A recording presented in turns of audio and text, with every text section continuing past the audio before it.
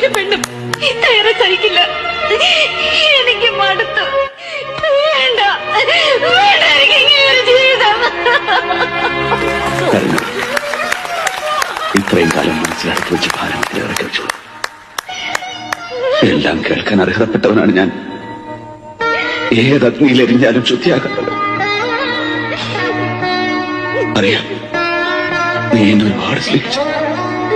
ഭ്രാന്തനായി പോയി ഞാനത് അറിഞ്ഞില്ല. ഈ കാലിൽ തൊട്ട് ഞാൻ തന്നെ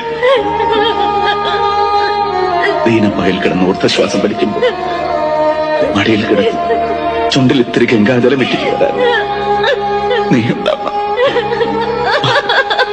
ചെയ്തു പോയ തെറ്റുകൾക്കൊക്കെ മാത്രം